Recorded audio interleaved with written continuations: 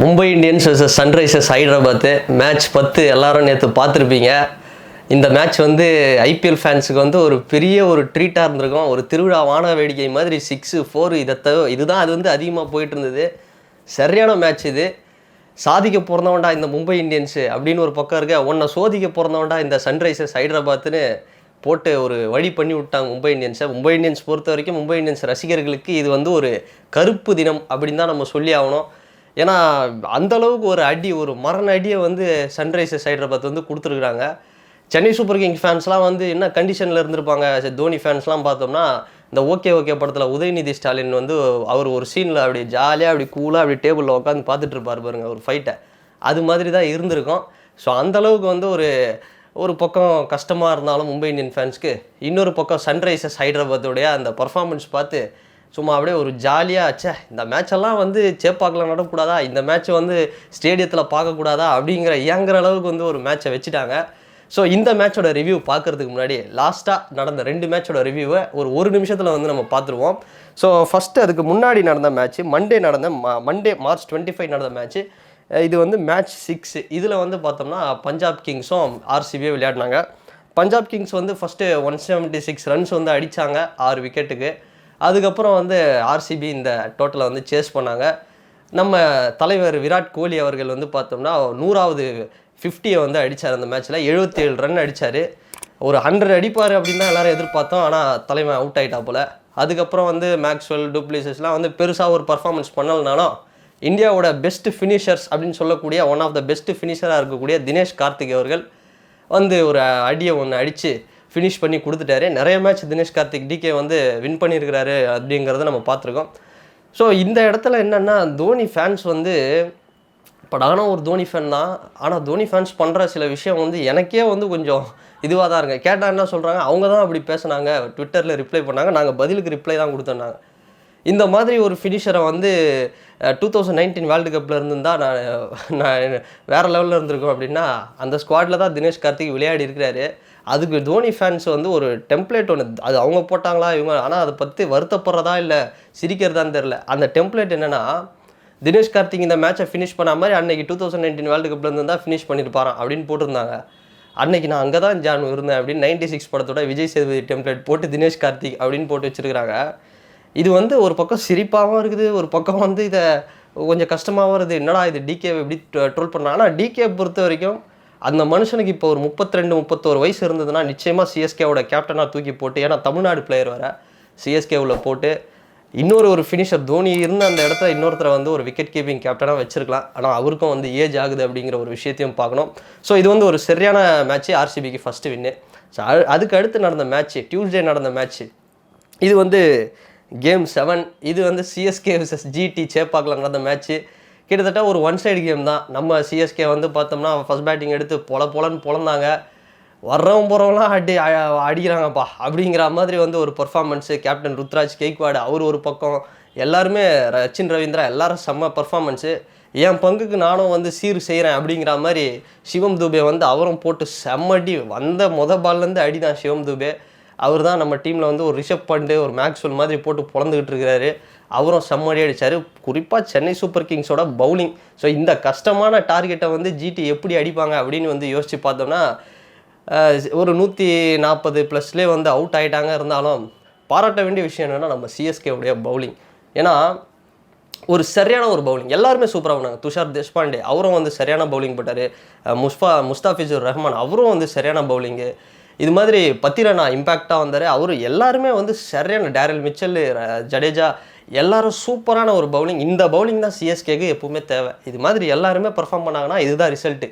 150 கூட அடிக்க விடாமல் பண்ணலாம் அப்படிங்கிற மாதிரி ஒரு 146க்குள்ளே அப்படியே அவுட் பண்ணுவோம் அப்படிங்கிற மாதிரி ஒரு பர்ஃபார்மன்ஸு. குறிப்பாக தலைவனோட டைவு எல்லாருமே தோனியை வந்து 42 வயசு ஆயிடுச்சு, மூளையில் போய் உட்கார வேண்டியதானே, ஆடுறதுக்கு வந்து வழி இல்லாமல் வராமல் இருக்கிறார் பேட்டிங்கு அப்படி இப்படின்னு சொல்லிட்டு இருந்தாங்க. தலைவன் அடித்த டைவு சும்மா சரியான ஒரு கேட்ச்சு. விஜய் சங்கரை பேட்டில் அப்படி பட்டு டக்குன்னு ஒரு டைவ் அடித்து அப்படி பிடிச்சாரு பாருங்க. தலைவா வந்து இன்னும் ஒரு 2 சீசன் ஆடு தலைவாங்கிற மாதிரி இருந்தது. ஸோ அந்தளவுக்கு ஃபிட்டாக தான் இருக்கிறாரு. ஸோ அவருடைய பேட்டிங்கே வந்து பார்க்கணும். அது இன்னும் வந்து ஒரு ஏமாற்றமாக தான் இருக்குது. ஸோ சிஎஸ்கே பொறுத்த வரைக்கும் லாஸ்ட் 2 மேட்ச்சு, நேற்று பார்த்த எஸ்ஆர்ஹெச் மும்பை மேட்ச்சு எல்லாமே வந்து ஒரு ஜாலி தான். சிஎஸ்கே ஃபேன்ஸை பொறுத்த வரைக்கும் தோனி ஃபேன்ஸும் வந்து குமுதா ஹாப்பியானாச்சுங்கிற மாதிரி வந்து அவ்வளோ ஒரு வைப்பில் இருப்பாங்க. சிஎஸ்கே பொறுத்த வரைக்கும் ஒரு ஜாலி தான், ஒரு வசந்த காலமாக தான் இருக்குது இது வரைக்கும் ஐபிஎல்லில். ஸோ இப்போ coming to Mumbai versus SRH.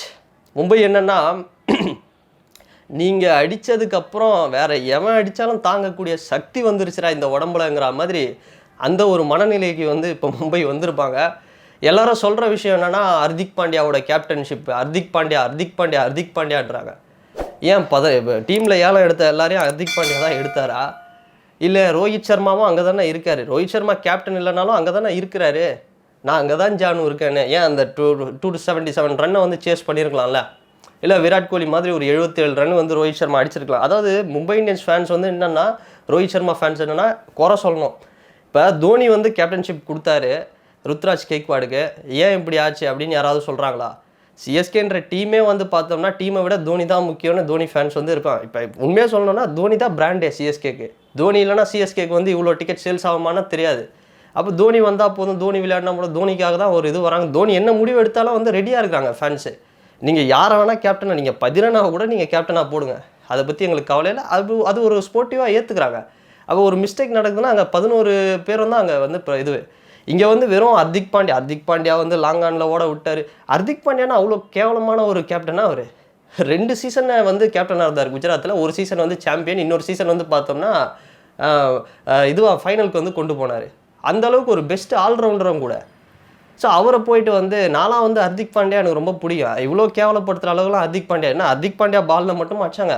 The best bowler என்று சொல்லக்கூடிய பும்ரா பால்லையும் வந்து நேற்று போட்டு போலன்னு பொழந்தாங்க ஹைதராபாத் பிளேயர்ஸு.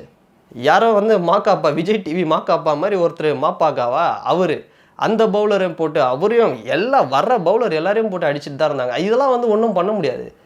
சரி, இந்த இடத்துல வந்து ரோஹித் கேப்டனாக இருந்தாலும் அதுதான் சொல்கிறேன். ரோஹித் கேப்டனாக இருந்தாலும் ரோஹித் அந்த டீமில் தானே இருக்காரு.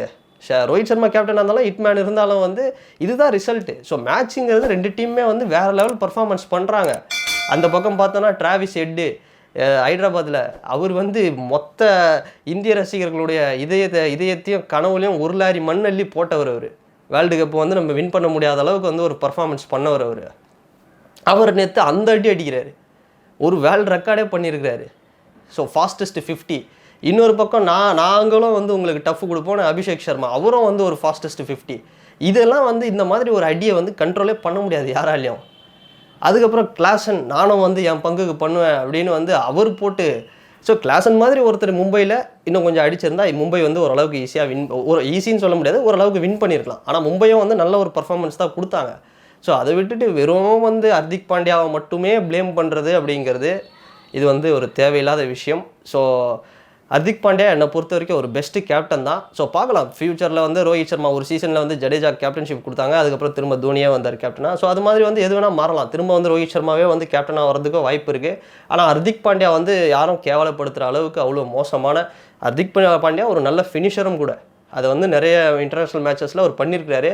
அதனால் அவ்வளோ கேவலப்படுத்துகிற அளவுக்கு வந்து ஹர்திக் பாண்டியா ஒரு மட்டமான ஒரு மொக்கையான ஒரு பிளேயரும் கிடையாது, கேப்டனும் கிடையாது. அவரும் ஒரு பெஸ்ட்டு தான். ஸோ இதுதான் அப்படின்னு டீமுக்கு தெரிஞ்சிச்சுன்னா அதை வந்து மும்பை இந்தியன்ஸ் ஃபேன்ஸ் வந்து அக்செப்ட் பண்ணி தான் ஆகணும். ஸோ எப்படி பார்த்தாலும் மும்பை இந்தியன்ஸ் ரசிகர்களுக்கு இது ஒரு கருப்பு தினம் தான். ஸோ எஸ்ஆர்ஹெச் ஒரு நல்ல ஷோ காமிச்சாங்க ஐபிஎல் ஃபேன்ஸ்க்கு, அவங்கள வந்து பாராட்டி ஆகணும். அண்ட் நெக்ஸ்ட்டு இன்னைக்கு கிட்டத்தட்ட நம்ம ஃபஸ்ட்டு மேட்ச்லேருந்து எல்லா மேட்சோட ரிவ்யூவும் பார்த்துட்டோம். ஆனால் இன்றைக்கி நடக்க போகிற மேட்ச் என்ன அப்படின்னா, ஸோ கேம் நம்பர் 9, மேட்ச் 9. இது வந்து Rajasthan Royals versus Delhi Capitals. So இந்த மேட்ச் வந்து நம்ம இன்றைக்கி ஒரு 7:30 வந்து ஸ்டார்ட் ஆக போகுது. இந்த மேட்ச் பொறுத்த வரைக்கும் லாஸ்ட்டாக ஆடின அதே ஸ்குவாடு தான். ஸோ நம்ம ராயல்ஸ் பொறுத்த வரைக்கும் the best wicket keeping captain Sanju Samson வந்து கப் அடிக்கணும். எனக்கு தெரிஞ்சு சஞ்சு சாம்சன்லாம் வந்து சிஎஸ்கேக்கு வந்தார்னா ரொம்ப நல்லாயிருக்கும். ஏன்னா ஒரு யங் கிரிக்கெட்டர், ஒரு தோனி அவர்கள் மாதிரி ஒரு விக்கெட் கீப்பிங் கேப்டன், நல்ல பேட்ஸ்மேனும் கூட. இன்னொன்று, கேரளாக்குன்னு ஒரு டீம் கிடையாது. ஸோ அவர் தமிழ்நாட்டுக்கு இருந்தார்னா அந்த கேரளாவுக்கும் தமிழ்நாட்டுக்கும் இருக்கிற அந்த பாண்டிங்கில் அவர் ஒரு கேப்டன்ஷிப் பண்ணார் அப்படின்னா அது மொத்தமாக ஒரு நல்ல ஒரு இதுவாக இருக்கும். ஸோ கேரளாவும் தமிழ்நாடும் அப்படியே 2 ஆடியன்ஸும் வந்து அப்படியே பார்க்குற மாதிரி, ரசிகர்களும் வந்து பார்க்குற மாதிரி ஒரு நல்ல ஒரு கேப்டனாக வந்து இருக்கும். அவர் வந்து சிஎஸ்கேக்கு வந்தார்னா. ஸோ சஞ்சு சாம்சன் ஆர்ஆரில் வந்து ஒரு பெஸ்ட்டாக இருக்கார். அவரோட பர்ஃபார்மன்ஸும் வந்து சூப்பராக இருக்குது. ஸோ இந்த மேட்ச் பொறுத்த வரைக்கும் ஆர்ஆர் வந்து என்ன பண்ண போகிறாங்க அப்படிங்கிறத நம்ம வெயிட் பண்ணி தான் பார்க்கணும். அண்டு டெல்லி கேபிட்டல்ஸில் வந்து நிறைய பேட்ஸ்மேன் வந்து இருக்காங்க. இருந்தாலும் ரிஷப் பண்டோட ஷோவுக்கு தான் வந்து நான் வெயிட் பண்ணிட்டு இருக்கேன்.